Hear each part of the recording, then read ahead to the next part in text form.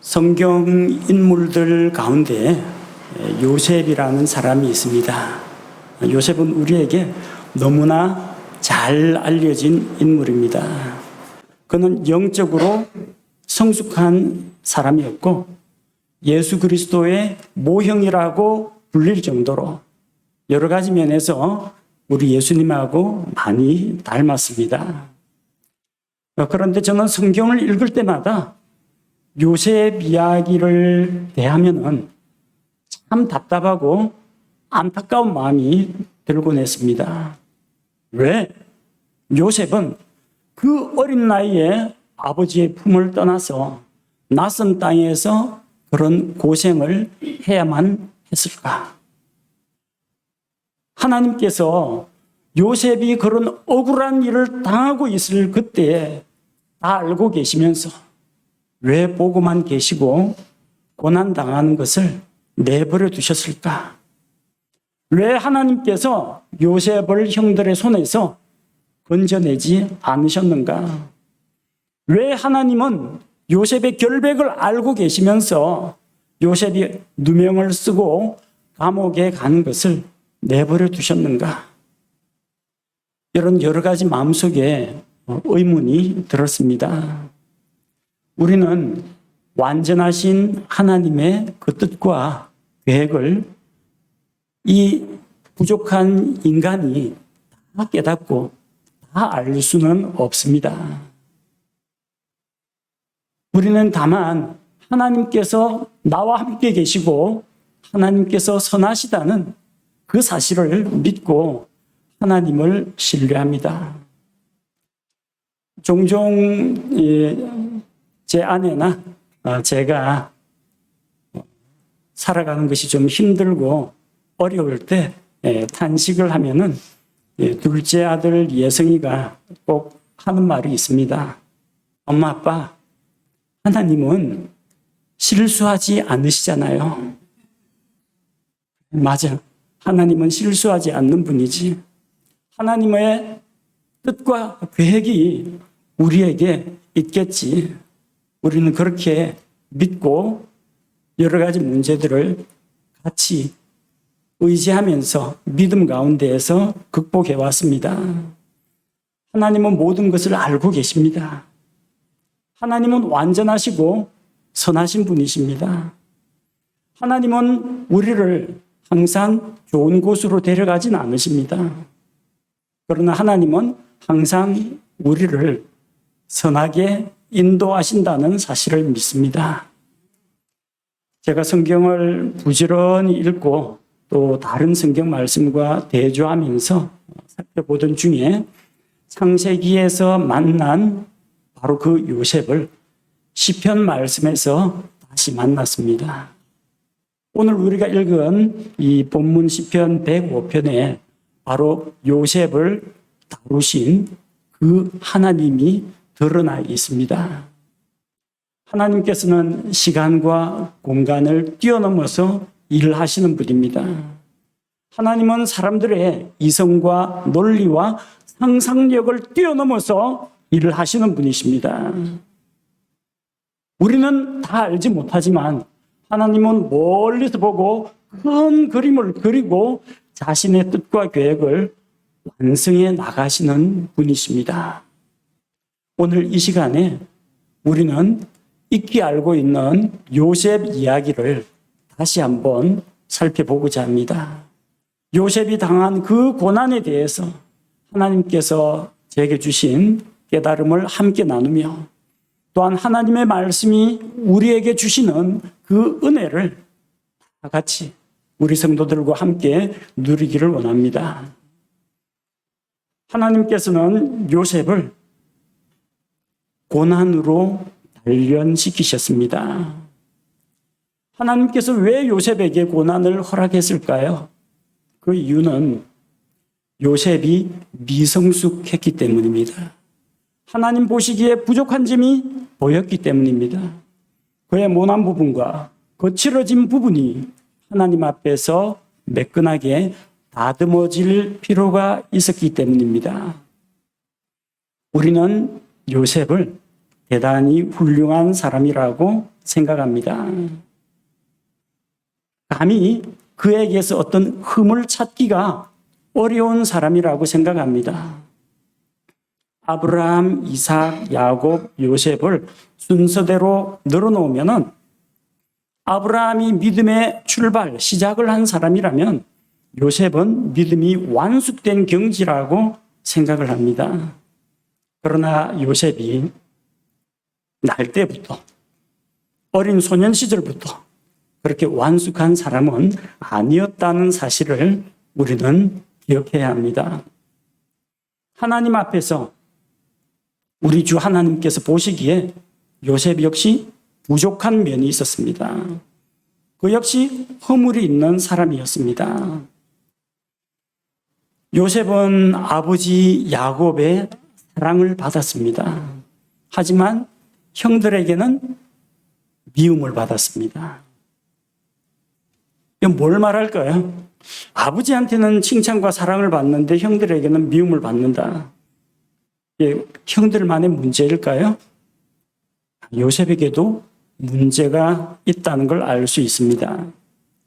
우리 학생들도 있는데 학교에서 선생님의 칭찬을 많이 받는 학생은 반드시 착한 학생일까요? 그런 학생이 착한 학생일 가능성은 있지만 안 그럴 수도 있다는 겁니다.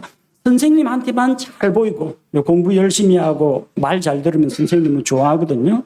그런데 또래 친구들하고는 사이가 안 좋거나 인간적으로 비뚤어지거나 모난 사람이 있을 수 있다는 거예요.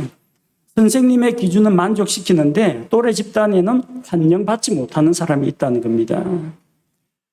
요셉이 야곱의 그 사랑을 받은 것은, 총애를 받은 것은 야곱이 라헬을 사랑했기 때문입니다. 라헬을 아내들 가운데 가장 사랑했어요. 그 라헬이 낳은 아들이 요셉입니다. 라헬은 죽었어요. 아들 요셉을 극진히 사랑하면서 라헬을 생각하고 있었던 겁니다. 요셉이 형들보다 더 도덕적이고 더 착하고 더 부지런하고 더 능력이 많았던 것이 아닙니다.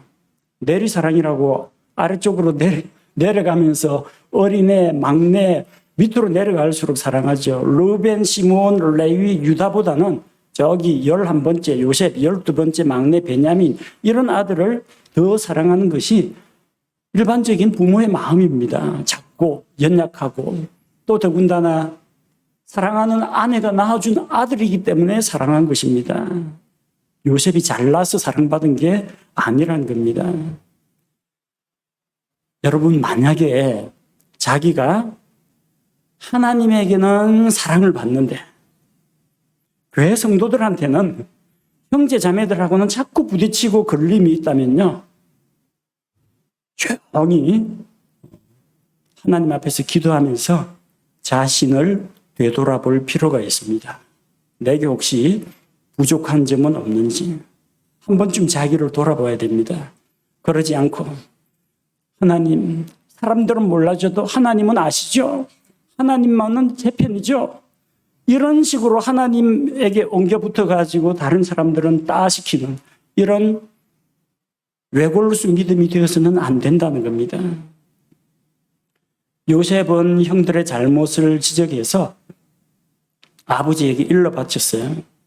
그런데 성경 어디에도 아버지가 가서 내 형들의 안부를 알아오라 심부름 보낸 적은 있어도 가서 형들을 잘 감시하고 잘못한 것이 있거든 즉시 아빠에게 신고하라, 그렇게 말한 적은 한 번도 없었다는 겁니다. 아버지가 시키는 일을 한 게 아닙니다. 자기 기준, 여기에서 형들이 빗나가면은 그것들을 낱낱이 기억해뒀다가 아버지에게 자기가 해석한 형들의 모습을 아버지에게 고자질한 겁니다. 형들이 좋아할 것 같아요? 여러분, 만약에 여러분 밑에 막내 동생이 집에서 아버지 없을 때 일어난 일, 그것도 부정적인 것만 아버지 회사에서 돌아오면 속닥속닥 고자질을 해 일러 바친다고 생각해 보세요. 어떤 생각이 들어요? 밉상이죠? 근데 쥐어받고 싶죠? 형들 마음도 똑같아요. 사람이기 때문에. 제가 어릴 때 이런 일을 참 많이 했습니다. 형이 어디 아버지 그리고 엄마 뭐 돈 감춰놓는데 뒤지는 거 이런 것들 목격하면 말 안 하고 딱 있다가 아버지한테 몰래 일러 바쳤습니다. 형이 혼나겠죠? 그럼 형이 범인이 누구라고 생각하겠어요?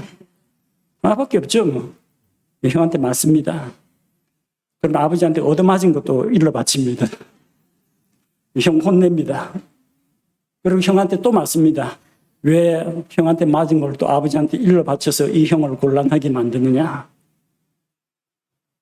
사람마다 기질이 조금씩 다른데 요셉은 자기가 세운 어떤 기준에서 다른 사람이 벗어나는 거 이런 걸 용납을 못했어요. 그 기준이 때로는 정의일 수도 있습니다. 그러나 아닐 수도 있습니다. 내 스타일하고 내가 세워놓은 어떤 규칙과 질서와 다른 사람이 맞지 않을 때 그걸 견디지 못하는 사람이 요셉이었습니다. 법대로, 원칙대로. 왜 요셉이 고자질만 했을까요? 그러지 말고 그 자리에서 형, 그거 아니잖아. 아버지 하시면 큰일 나는데 형 다시 한번 생각해봐. 권면할 수도 있지 않습니까? 고자질 말고는 방법이 없습니까? 사람들마다 제각기 성향이 다릅니다. 어떤 사람은 불의를 보면 참지를 못하고 그 자리에서 나선 사람이 있고 어떤 사람은 그걸 놔뒀다가 두고 마음속에 새기면서 그 사람 없는 데서 뒷담화하면서 소문 퍼뜨리는 사람이 있고 어떤 사람은 모르는 척 눈 감는 사람이 있고 어떤 사람은 온유한 마음으로 다가가서 권면하고 책망하는 사람이 있습니다. 여러 가지 방법이 있는데 요셉이 택한 것은 아버지에게 일러 바치는 그게 전부였다는 겁니다. 자기가 고자질을 하면 아버지가 형들을 어떻게 대할지는 불을 보듯이 뻔한 일인데 형들이 어떻게 되거나 말거나 자기는 고지식하게 원리 원칙대로 일러 바쳤다는 겁니다. 누구하고 좀 비슷하죠? 왜 자꾸 저를 보십니까? 제 기질하고도 많이 닮았습니다. 요셉은 다른 사람의 기분이나 감정에 대해서 배려하는 마음이 없었습니다. 요즘 말로 이야기하면 공감 능력이 부족한 사람이다. 그렇게 볼 수 있습니다. 꿈을 꿨어요. 이 집단들이, 곡식단들이 절하는 꿈, 하늘의 해와 달과 별들이 절하는 꿈, 자기에게는 좋고 유리한 꿈입니다. 형들이 부모님이 그 꿈을 이야기를 들을 때 무슨 생각을 할지는 전혀 생각하지 않습니다. 자기 자랑만 늘어놓습니다. 형들의 곡식단들이 절을 한다는 거, 형들이 그럼 요셉 앞에 머리 숙여야 된다는 이야기인데 요셉이야 기분 좋죠. 그 꿈 이야기를 듣는 형들의 기분은 어떨지 한 번이라도 생각해 봤을까요? 아무 생각 없습니다. 하늘에 있는 해와 달, 아버지와 어머니를 뜻하는데 그 아버지와 어머니가 자기 앞에서 절한다. 그냥 자기 입으로 말 꺼내기도 송구스러울 텐데 요셉은 전혀 상관하지 않습니다. 좋은 일이란 건 압니다. 그 꿈을 하나님께서 주셨다 하더라도 또 그게 앞으로 이루어질 사실이라고 하더라도 그걸 전달하는 방법에 있어서는 다른 사람의 입장을 생각해 줘야 합니다. 옆집 아들이 대학 입시에서 떨어져 가지고 침울해 있는데 그 집에 가서 우리 아들 수석으로 붙었다 자랑하면 기분 좋겠습니까? 안 좋아요. 좋아하려거든 자기들끼리만 좋아하지 슬픔 당한 사람을 위로해 주지는 못할 망정 가서 다른 사람 약 올리고 다른 사람 앞에서 자기 잘난 거 자랑하면 좋아할 사람 아무도 없습니다. 한마디로 공감 능력이 부족한 사람입니다. 정의감은 있는 사람인데 다른 사람의 입장을 배려해 주는 마음은 부족했다는 겁니다. 요셉은 똑똑합니다. 총명한 사람이에요. 이성적입니다. 정의감이 있습니다. 원리 원칙을 잘 지킵니다. 하지만 그는 아버지의 총애 속에서 부족한 것이 없이 자랐습니다. 모든 게 자기 중심적입니다. 세상이 자기 중심적으로 돌아가야 됩니다. 자기 기분에만 맞으면 다른 사람 입장은 생각을 안 합니다. 형들에 대해서, 다른 사람에 대해서 관대함이 없었습니다. 타인에 대한 양보와 배려가 없었습니다. 저 역시 그런 부족한 점이 많은 사람입니다. 하나님께서는 이런 상태로는 요셉을 하나님의 일꾼으로 사용할 수가 없었던 것입니다. 자, 그럼 어떻게 합니까? 하나님이 딱 보시기에 아깝다. 쓸만한 제목인데 이런 결점과 단점이 앞길을 막는구나. 에이, 못 쓰겠다. 갖다 버려라. 하나님은 그러지 않습니다. 어떤 목사님이 그러더라고요. 하나님의 왕국에는 쓰레기통이 없다. 불필요한 존재는 없다는 겁니다. 이모 저모 다 쓸모 있는 존재고, 또 옥에 티가 있으면 깎아내서 다듬으면 되지 옥을 내다 버릴 필요는 없다는 겁니다. 그래서 하나님은 요셉을 내버리는 대신에 고난으로 연단하고 훈련해서 사용하기로 하셨던 것입니다. 하나님께서 요셉을 단련하신 방법은 어떤 방법입니까? 아버지에게서는 총애를 받았지만, 세상에서 좋은 것만 다 받고 자랐지만 요셉에게 세상에 있는 쓴맛을 보여주었습니다. 고난을 통해서 요셉은 가장 가까운 사람들에게 배신을 당했습니다. 자기 가족인 형들에 의해서 종으로 팔려갔습니다. 자기 가족에게 종으로 팔린다. 인신매매범한테 납치당했다. 그러면 이해가 돼요. 억울하다 이해되는데, 자기 가족의 손에 의해서 종으로 팔렸다. 얼마나 마음에 큰 상처입니까? 그리스도인이 복음 전하다가 불신자한테 맞았다. 그런 게 아니라 그리스도인이 다른 그리스도인한테 왜 시끄럽게 전도하고 광신도적으로 그렇게 복음을 선포하느냐 하고 그리스도인이 그리스도인을 핍박하면요, 그건 정말로 큰 상처가 됩니다.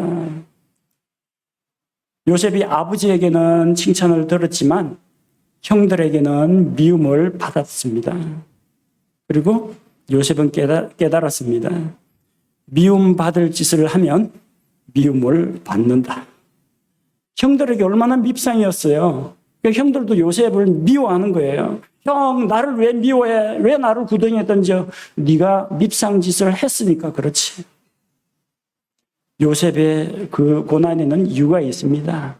요셉이 잘못한 측면이 있습니다. 저는 형들을 두둔하는 게 아닙니다. 하지만 요셉에게도 책임이 있습니다. 그리고 하나님께서는 요셉의 그 삐딱한 것을 고쳐주기를 원하셨던 겁니다.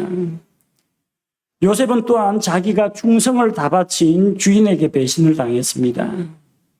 요셉은 보디발의 집안에 종으로 들어가서 열심히 집안 일을 하고 주인의 재산에 손해가 나지 않도록 관리하고 사람들을 돌보고 보살피고 열심히 일했습니다. 주인이 아예 집안 전체를 총괄하는 집사로 그냥 세웠습니다. 집안 총관리인 그렇게 세웠습니다. 하나님께서는 요셉과 함께 계시면서 그 요셉이 있는 집 주인의 집에 복을 내려주셨습니다. 주인도 요셉이 하나님과 함께 계시다는 걸 알고 하나님께서 주신 복을 깨달았습니다. 하지만 요셉은 주인의 아내의 그 유혹을 뿌리치고 거절한 것 때문에 누명을 쓰게 되었습니다. 그리고 자기가 그렇게 충성을 바쳤던 자기 주인은 사실관계를 자세히 알아보지도 않고 그를 감옥에 가두었습니다. 요셉은 한 가지 더 깨달았습니다. 미움받을 짓을 해야만 미움을 받는 건 아니구나. 남에게 해를 입히지 않아도 해를 당할 수 있다는 그 냉정한 이 세상을 알게 되었습니다. 그래서 요셉은 누명을 쓰고 종의 신분에서 한 단계 더 떨어져서 죄인의 신분이 되어서 감옥에 갇혔습니다. 그리고 또 한 차례의 고난이 찾아옵니다. 감옥 생활 자체가 고난이지만 그 가운데서 또 한 번의 배신을 경험합니다. 요셉이 있던 감옥에 파라오의 신하 두 사람이 갇혔습니다. 한 사람은 왕의 잔을 맡은 자요. 한 사람은 왕의 왕의 음식물을 맡은 자들입니다. 상당히 요직입니다. 기미상궁처럼 독이 있나 없나 먼저 시험을 해보고 왕의 안전을 책임지는 자들이에요. 그런데 파라오의 진노를 사서 둘 다 옥에 갇혔습니다. 그들이 꿈을 꾸고 불안해할 때 요셉이 꿈을 해석을 해주었습니다. 그래서 꿈의 해석대로 잔을 맡은 그 신하는 복직이 되었고 음식물, 빵을 맡은 그 신하는 나무에 달려 죽임을 당했습니다. 그리고 요셉은 그에게 부탁했습니다. 잔을 맡은 그 신하에게 당신이 틀림없이 복직이 된다. 복직이 되거든 나를 기억해서 좀 구해달라고 했습니다. 나는 아무 잘못도 하지 않았다. 억울하다. 당신이 나가거든. 왜냐하면 왕과 가까이 있는 최측근이란 말입니다. 그 사람이 부탁해서 자기를 기억해달라고 했습니다. 하지만 그는 복직되자마자 감옥에서 요셉에게 도움을 받았던 것은 새까맣게 잊어버렸습니다. 요셉을 기억하지 않고 잊어버렸습니다. 그래서 요셉은 또 이 세상이 어떤 세상인지 알게 되었습니다. 다른 사람에게 선을 베풀어도 손으로 돌려받지 못할 수도 있다는 것을 알게 되었습니다. 그래서 요셉은 아무런 도움을 받지 못하고 감옥 생활을 계속했습니다. 몇 년 동안 감옥 생활했어요. 요셉이 17세 소년으로 이집트에 팔려갔습니다. 만약 팔려간 그 해에 보디발의 아내로부터 그렇게 누명을 쓰게 되었다면 파라오 앞에 30세에 왕 앞에 서게 되었으니까 장장 13년 동안이나 감옥 생활을 했다는 겁니다. 10년 정도면요. 징역 10년이면 장기수입니다. 장기수. 근데 요셉은 자기가 10년을 살지 13년을 살지 50년을 살지 모릅니다. 왜냐하면 재판을 통해서 너는 몇 년 동안 감옥에 있으라라고 판결을 받은 적이 없어요. 보디발이 그냥 가둔 거예요. 그러니까 기약이 없습니다. 언제 나갈지 알 수가 없어요. 정말 막막합니다. 터널의 끝이 어딘지 전혀 상상할 수가 없어요. 그런 절망 가운데서 나날이 보냈습니다. 요셉의 감옥 생활은 어떠했습니까?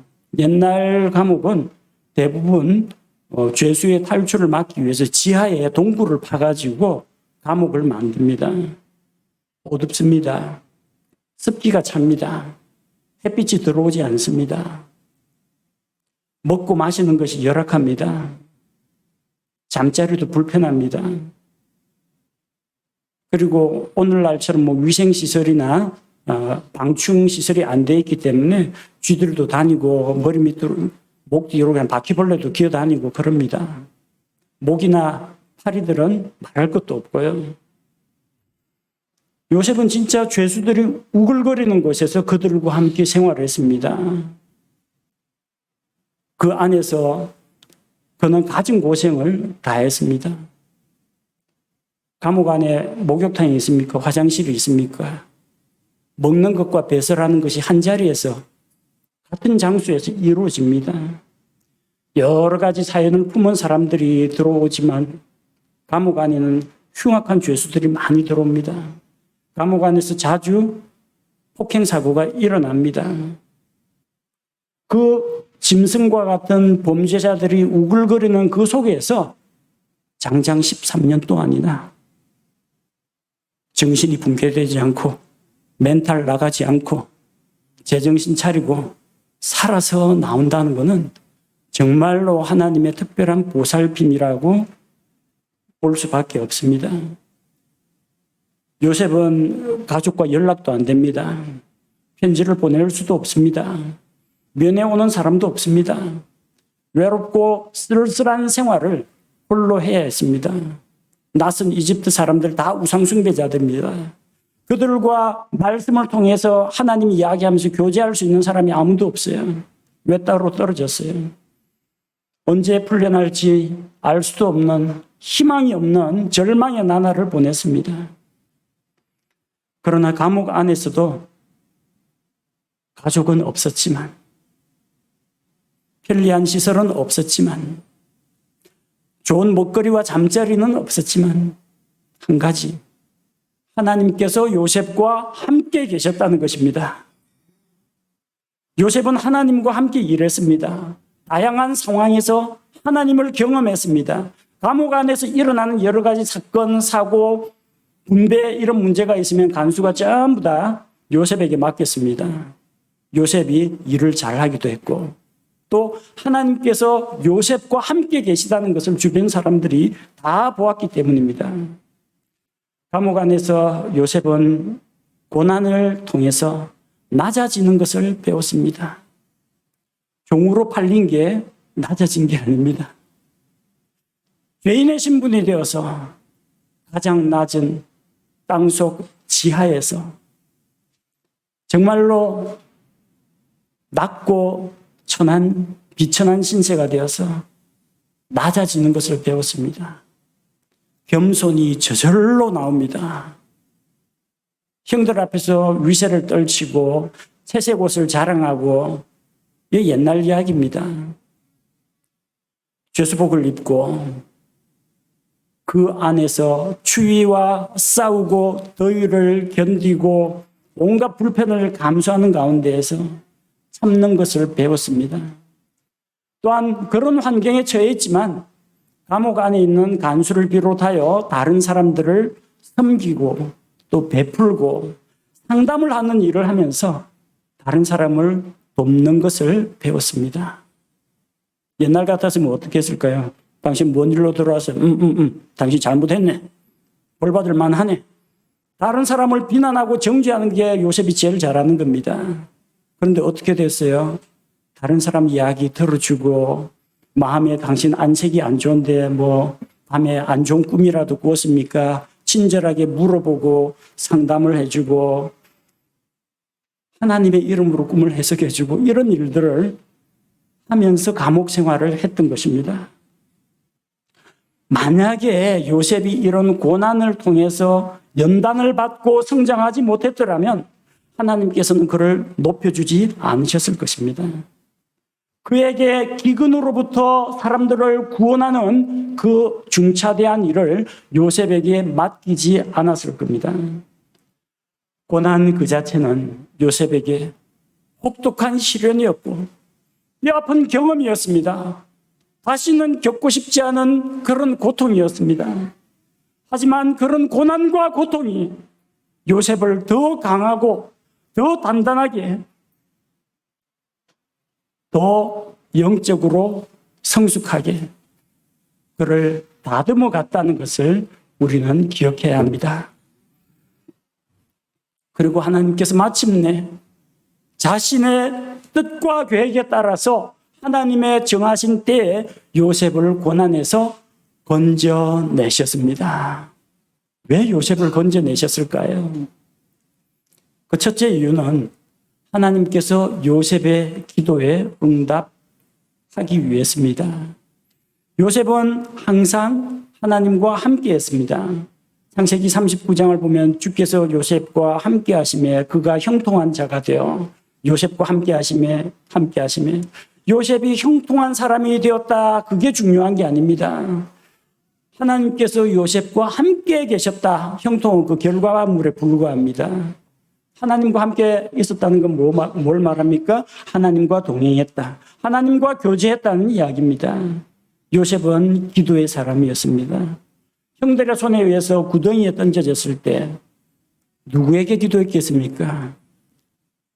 내 조상 아브라함의 하나님, 이삭의 하나님, 야곱의 하나님, 그 하나님께 기도했을 겁니다. 요셉이 종으로 팔려갈 때 누구에게 하소연했겠습니까?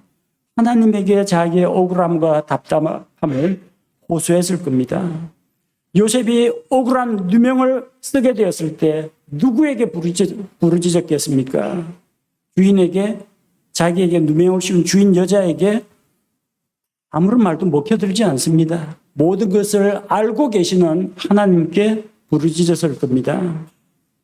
요셉이 꿈을 해석할 때, 감옥 안에서 파라오의 신하들의 꿈을 해석할 때, 또한 파라오 앞에서 파라오의 꿈을 해석할 때 누구에게 그 꿈의 해석을 여쭤봤습니까? 해석은 하나님께 있지 아니하나이까? 하나님께 기도하고 하나님께 여쭤봤습니다. 요셉은 절망의 감옥 속에서 하나님께 기도했고 하나님께서는 그의 기도를 듣고 응답해 주셨습니다. 시편 91편 15절 말씀에 그가 나를 부르리니 내가 그에게 응답하리라. 고난당할 때 내가 그와 함께하여 그를 건지고 존귀하게 하리라. 고난당할 때 건져주시는 하나님, 존귀하게 하신 하나님도 중요합니다. 그러나 고난당할 때 내가 그와 함께하여, 하나님께서 그와 함께 하셨다는 겁니다. 그를 마침내 그를 건져주셨습니다. 이것은 요셉의 기도의 응답이었습니다.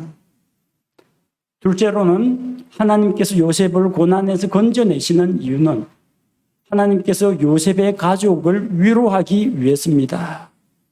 요셉의 아버지 야곱은 자기 아들이 요셉의 형들의 거짓말에 속아가지고 사나운 짐승에게 찢겨 죽었다고 생각했습니다. 그래서 자식을 잃은 그 슬픔에 잠겨 있었습니다. 그리고 라헬이 낳은 요셉의 동생 베냐민, 12번째 아들 베냐민은 하나밖에 없는 친형을 잃고 외톨이가 되었습니다. 이제 자기를 지켜주고 돌봐주던 형님 요셉이 사라지고 베냐민 역시 절망과 슬픔에 빠졌습니다. 하나님께서는 이 가족들에게, 슬픔당한 가족들에게 요셉을 다시 돌려주기를 원하셨습니다. 그리함으로 그들의 슬픔과 그들의 눈물을 닦아주시기 원하셨던 것입니다. 요셉이 옥에서 나와서 다시 가족을 만나게 되는 것은 하나님께서 요셉에게 그리고 그 가족들에게 주시는 큰 선물이었습니다. 하나님께서 요셉을 감옥에서 이끌어내신 그 이유, 요셉을 위해서이기도 하지만 요셉을 기다리고 있는, 요셉을 사랑하는 그 가족에게 위로와 소망을 주기 위해서였습니다. 주 안에서 한 가족이 된 사랑하는 성도 여러분, 여러분의 기도는 응답이 되었습니다. 하나님께서는 여러분에게 위로와 소망을 주기 위해서 다시 선물을 주셨습니다. 세 번째로 하나님께서 요셉을 감옥에서 이끌어내시고 고난에서 건져내신 이유는 요셉을 해한 자들을 심판하기 위해서였습니다. 창세기에 그런 내용이 없는데요. 하지만 시편에는 나옵니다. 시편 105편 22절. 22절에 보니까 그가 기뻐하는 대로 자기의 통치자들을 속박하며, 자, 요셉은 파라오로부터 이집트를 다스릴 전권을 받았습니다. 그럼 잘 다스리고 백성들 배불리 먹게 잘 살게 관리하라. 그거면 끝인데 뭐라고 했어요? 자기의 통치자, 파라오의 통치자들을 속박하는 그 권세를 주었습니다. 감옥에서 요셉이 나왔습니다. 꿈의 해석을 했습니다. 파라오 입장에서 안 궁금하겠습니까? 너 히브리 사람인데 이집트 웬일이야? 어쩌다가 감옥에 들어가서 안 물어봤겠습니까? 다 물어봤을 겁니다. 억울한 일 당했다는 거 알 겁니다. 그래, 너한테 정권을 주마. 답답하고 억울한 거 있거든. 네가 매듭 짓고 해결하라. 파라오가 이렇게 권리를 주었지만 실상은 하나님께서 요셉에게 그가 사람들을 어떻게 다루는지 보기 원하셨던 것입니다. 요셉은 자기에게 그런 이집트의 통치자들조차도 속박할 수 있는 그런 권세를 가지고 있는데 자기의 권리와 기회를 남용하지 않았습니다. 다 사용하지 않았습니다. 요셉은 자기를 종으로 팔아버린 자기 형들을 용서했습니다. 형들에게 어떠한 대가나 어떠한 희생, 형벌 이런 걸 요구하지 않았습니다. 다 용서했습니다. 끌어안고 형들과 같이 울면서 눈물의 상봉을 했습니다. 요셉은 자기를 모함하여 감옥에 갇히게 한 보디발의 아내에게 보복하지 않았습니다. 이제는 자기의 신분이 더 높습니다. 호위대장 아내 하나 다루는 거 아무것도 아닙니다. 죄인을 잡아들여라 해가지고 내가 언제 그런 일이 있었느냐 해서 신문을 하고 복수를 할 수 있는 기회입니다. 요셉은 하지 않았습니다. 옛날 같았으면 했을 거예요. 왜? 옳고 그른 거 원리 원칙 따지는 요셉이라면 그런 일을 했을 겁니다. 감옥에서 연단받고 나온 요셉은 그 일을 하지 않았습니다. 요셉은 사실관계를 제대로 확인하지 않고 자기를 감옥에 가둔 보디발을 벌하지 않았습니다. 호위대장 갈아치우는 거 쉽습니다. 그 자리 탐내는 밑에 부하 군사들, 장군들 많습니다. 그러나 요셉은 보디발에게 보복을 하지 않았습니다. 요셉은 자기가 베푼 은혜를 잊어버리고 복직하거든 자기를 기억해달라고 했는데 새까맣게 잊어버린 그 파라오의 잔 맡은 신하에게 책망 한마디 하지 않았습니다. 하나님께서는 공의의 하나님이십니다. 요셉이 억울한 일을 당한 만큼 그에게 복수할 수 있는 권세, 능력, 기회를 다 주셨습니다. 요셉의 손에 그들에 대한 처분 권한을 맡겼습니다. 옛날의 요셉이라면 억울한 건 못 참지. 내가 당한 만큼 되돌려 주겠다. 그랬을지 모릅니다. 그러나 13년 동안의 고난과 연단과 인격 훈련을 받은 요셉은 사람이 달라졌습니다. 권세가 주어졌지만 그들에게 보복하지 않았습니다.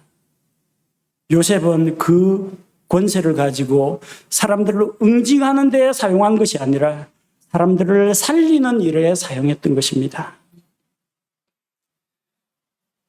하나님께서 요셉을 고난에서 건져내신 넷째 이유가 있습니다. 그것은 요셉을 통해서 하나님을 알리고 또 사람들을 구원하기 위해서입니다. 요셉이 기근으로 많은 사람들이 굶주리게 되었을 때 사람들을 구했다는 건 알고 있죠. 그런데 하나님을 알리는 일도 했습니다. 시편 105편 22절 후반부 보겠습니다. 22절 후반부에 보니까 자기의 원로들에게 지혜를 가르치게 하였도다.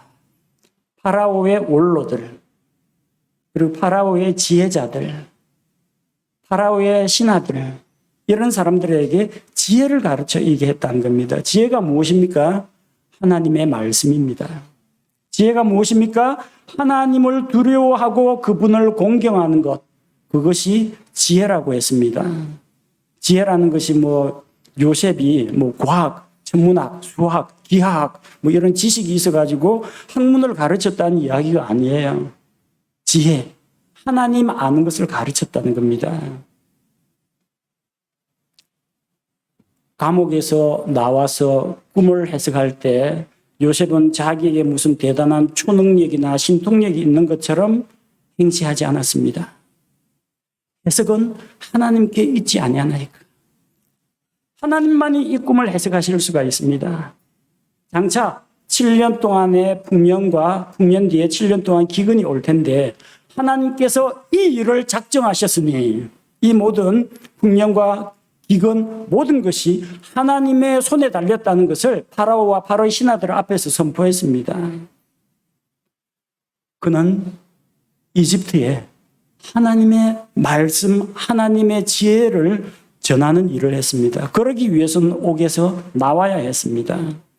당시 이집트는 하나님 없이 하나님을 믿지 않고 살았습니다.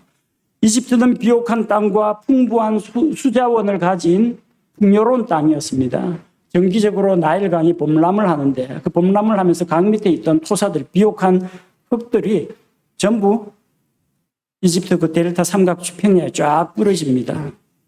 거름을 주지 않아도 수자원 풍부하고 그 비옥한 토양과 뜨거운 햇볕 아래에서 곡식이 잘 자랍니다. 아무 부족한 것이 없이 살았습니다. 그러니까 향락에 빠져서 하나님을 모르고 살았던 겁니다. 그런데 16절에 보니까 하나님께서 그들이 의지하던 빵 지팡이를 부러뜨리셨습니다. 빵 지팡이라는 게 뭐 이 길쭉한 바게트 빵 같은 지팡이처럼 생긴 빵을 말하는 게 아니고요. 그들이 믿고 의지한 것을 지팡이라고 합니다. 어떤 때는 갈대 지팡이, 어떤 때는 빵 지팡이. 믿고 의지하는 건데 이집트는 양식의 핍절도 없고 기근도 없고 전쟁도 없는 평화로운 땅이라는 겁니다. 빵 지팡이를 부러뜨림으로써 결국 양식을 주시는 분은 하나님이심을, 이집트의 신들이 아니라 하나님이심을 그들이 알게 한 겁니다. 그리고 그런 기근 가운데에서도 굶주린 이집트 사람들과 근동 지방 팔레스타인에 있는 사람들을 하나님께서 구원하고자 하셨는데 그 구원의 사역을 요셉에게 맡기신 것입니다. 하나님께서는 요셉을 통해서 많은 사람들을 기근으로부터 구원하고자 요셉을 고난에서 건져내신 것입니다. 창세기 50장 20절 하나님의 큰 그림이 어디에 있는지 보십시오. 오직 당신들로 말하건대 당신들은 내게 악을 행하려고 생각하였으나 오히려 하나님은 그 일을 선이 되도록 계획하시고 이루셔서 이날과 같이 많은 사람을 살려두게 하셨나니 많은 사람의 생명을 구원하는 이 일을 하기 위해서 하나님께서는 요셉을 훈련시킨 다음에 고난에서 건져내셨던 것입니다. 우리 주 하나님께서 요셉을 고난으로 단련하시고 하나님의 때 그를 고난에서 건져내신 것은 그를 통해 많은 사람들의 생명을 구원하기 위한 것이었습니다. 마지막 때에 이 땅에는 이집트에 임했던 7년 기근보다 더 무서운 기근이 임하게 될 것입니다. 그 기근은 양식이 부족한 기근이 아닙니다. 그 기근은 물을 마시지 못하는 기근이 아닙니다. 오로지 주의 말씀을 듣지 못하는 기근이 될 것입니다. 아모스 8장 11절 말씀은 바로 이런 영적 기근에 대해서 경고하고 있습니다. 주 하나님이 말하노라. 보라, 날들이 이르리니 내가 그 땅에 기근을 보내리라. 그것은 빵으로 인한 기근도 아니요 물로 인한 갈증도 아니며 오직 주의 말씀들을 듣는 것에 대한 기갈이니라. 사람들이 점점 하나님의 말씀을 멀리합니다. 바른 진리의 말씀 대신에 그냥 편하게 듣기 좋은 말, 축복의 말, 이런 말들이 세상 철학과 정치와 온갖 잡학들이 강단에서 선포되고 있는 이런 시대에 우리는 살고 있습니다. 하나님께서는 이런 영적 기근 중에 있는 사람들에게 진리의 말씀을 선포하여 그들을 기근으로부터 구원하는 일을 기뻐하십니다. 그를 위해서는 요셉이 옥에서 나와서 이 사역을 맡아야 합니다. 우리 주 하나님은 자신의 선한 계획과 뜻에 따라서 일을 하시는 분입니다. 그리고 하나님은 바로 자신의 그 일을 이루기 위해서 사람을 불러 사용하십니다. 만약 그 사람이 하나님께서 사용하시기에 부족한 점이 있다면 주께서는 그를 고난으로 연단하고 성장시킨 다음에 사용하십니다. 우리는 하나님의 완전한 뜻과 그 계획을 낱낱이 다 알지는 못합니다. 하나님께서는 그가 정말로 적합한 사람인지 아닌지, 어떤 사람에게는 부와 재물과 명예를 주어서 그를 시험해 보기도 하시고, 어떤 이에게는 고난의 용광로 속에 집어던져서 그를 뜨거운 불로 단련하기도 하십니다. 성도 여러분, 여러분에게도 요셉과 같은 고난이 있습니까? 고난을 두려워하지 마시기 바랍니다. 농부는 가지치기를 할 때 그 나무에 가장 가까이 있다. 이런 말이 있습니다. 만약 여러분이 고난 중에 있다면 그때는 하나님께서 여러분을 저버리신 것이 아닙니다. 하나님께서 여러분의 곁을 떠난 것이 아닙니다. 바로 그때가 하나님께서 여러분 곁에 가장 가까이 계실 때라는 것입니다. 하나님께서는 한 번도 요셉을 떠난 적이 없었습니다. 그가 구덩이에 떨어졌을 때, 이스마엘 상인들의 손에 의해 이집트로 끌려갔을 때, 보디발의 집에서 종이 되었을 때, 누명을 쓰고 죄인이 되어 옥에 갇혔을 때에도 하나님께서는 항상 요셉과 함께 계셨습니다. 하나님께서는 요셉을 고난으로 단련하신 후에 그를 고난에서 건져내시고 그를 통하여 하나님의 지혜를 사람들에게 가르치게 하시고 그를 통해서 기근 중에 있는 사람들을 구원하는 사역을 맡기셨습니다. 요셉이 감옥에서 나왔습니다. 그리고 요셉은 사람들에게 하나님의 지혜를 가르치고 사람들을 구원하는 일을 하게 됩니다. 함께 기도합시다. 아버지 하나님, 요셉 역시 하나님 앞에서 부족하고 연약하고 흠이 많은 자였습니다. 그럼에도 불구하고 하나님께서는 요셉을 사용하기를 기뻐하셨고 그의 부족한 부분을 채우기 위해 그의 모난 부분을 다듬기 위해서 고난이라는 도구를 사용하셔서 13년간의 감옥 생활을 통해서 그를 훈련시키시고 연단시키셨습니다. 배신의 아픔은 그에게 큰 상처가 되었고 억울한 누명은 그의 자존감을 한량없이 떨어뜨렸지만 고된 감옥 생활과 열악한 환경은 그를 나락으로 떨어뜨렸을지라도 하나님께서는 언제나 그와 함께 계셨고 자기의 사람을 연단시켜서 마침내 정금같이 되어 나오게 하셨습니다. 옥에서 나온 요셉이 하나님의 지혜를 이방인들에게 가르치고 기근으로부터 많은 사람들을 구원하는 일을 하나님께서 기뻐하셨습니다. 주님, 고난이 선한 열매를 맺도록 또 그 열매가 하나님과 성도들에게 영광이 되도록 하여 주시고 요셉이 하던 그 사역을 우리 성도들과 더불어 계속 할 수 있도록 힘주시고 위로하시고 권면하시고 인도하여 주옵소서. 한 사람도 낙오하지 않고 함께 믿음의 길을 걸어갈 수 있도록 불러 모으시고 한 마음이 되게 하시고 인내로 기다리게 하신 하나님의 은혜가 있었기에 오늘의 이 감사한 예배를 드릴 수 있었습니다. 모든 것을 하나님께 감사드리며 예수 그리스도의 이름으로 기도합니다. 아멘.